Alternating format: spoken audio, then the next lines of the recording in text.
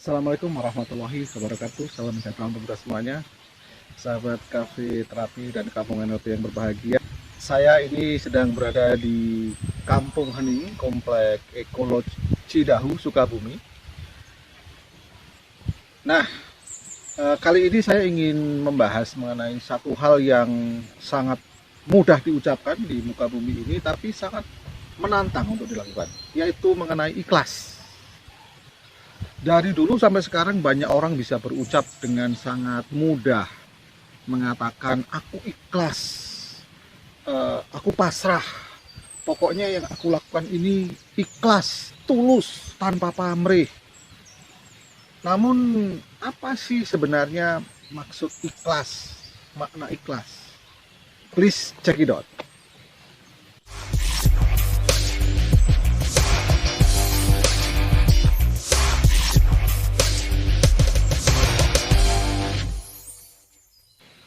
Sahabat Kampung NLP dan Cafe Terapi yang berbahagia bisa melihat di sekeliling saya itu begitu luasnya hutan ini, pohon-pohon yang sangat rindang yang usianya sudah ratusan tahun.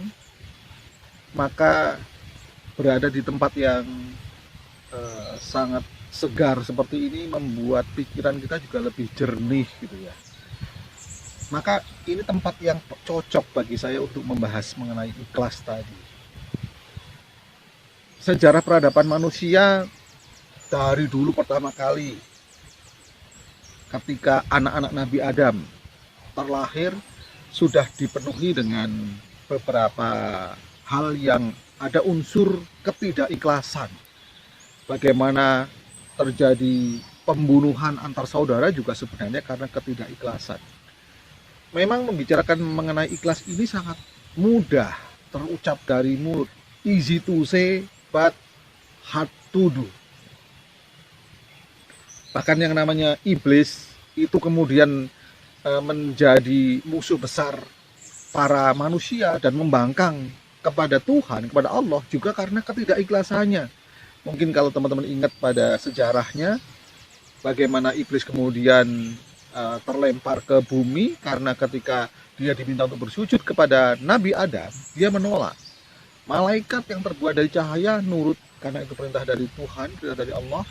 Kemudian ketika iblis diminta untuk sujud kepada Adam, dia menolak dengan mengatakan bahwa aku terbuat dari api. Masa aku harus sujud kepada manusia yang terbuat dari tanah, lebih tinggi derajatku. Maka ketika dia sombong, dia tidak bisa mengikhlaskan apa yang diminta oleh Tuhan, oleh Allah. Akhirnya dia menjadi makhluk yang terkutuk.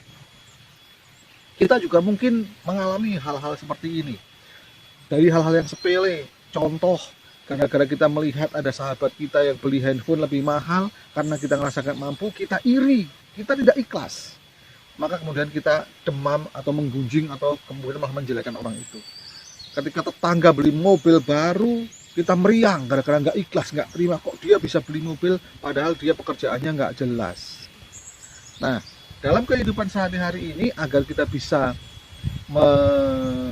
merumuskan atau memahami ikhlas dengan mudah, menurut saya kita perlu merujuk pada pemahaman sebuah sistem.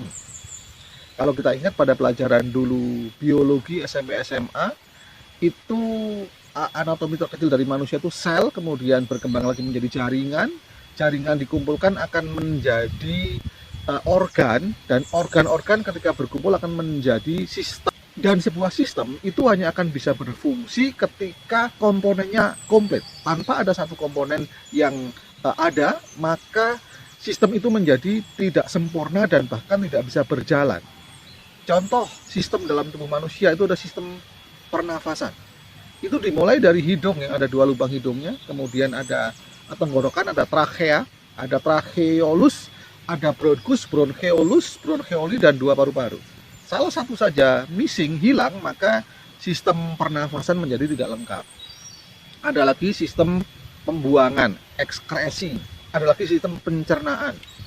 Nah, menurut saya, agar kita bisa memahami ikhlas ini sebagai sesuatu yang komprehensif, kita harus menganggapnya sebagai sebuah sistem. Apa saja sistem yang ada di dalam ikhlas? Dan untuk memudahkan memahaminya, maka ada sebuah analogi. Analogi apa yang paling cocok dengan ikhlas? Sahabat Kampung NLP dan Cafe Terapi yang berbahagia, menurut saya yang paling cocok perilaku sehari-hari kita menggambarkan ikhlas itu adalah BAB, atau buang air besar. Nah, di dalam BAB kita memerlukan 7 komponen yang kalau salah satunya tadi hilang, itu berarti tidak ikhlas lagi. Komponen pertama apa? Sukarela. Ikhlas harus sukarela. Seperti orang BAB, tidak ada orang BAB dipaksa. Sedang apapun Anda, kalau sudah ada dorongan BAB pasti akan melakukannya. Yang kedua, tidak bisa ditunda. Penjelasannya tadi. Seperti halnya ikhlas, kalau sudah saatnya ikhlas, Anda nggak bisa menunda lagi. Ada BAB, sedang meeting juga akan tetap izin untuk melakukan dorongan ini. Yang ketiga, biasanya dilakukan di tempat yang sepi. Pernah Anda melihat ada toilet yang ada di depan ruko, di depan rumah, pasti di belakang. Karena melakukan aktivitas BAB itu ibarat melakukan aktivitas ikhlas, mesti dilakukan di tempat yang sepi.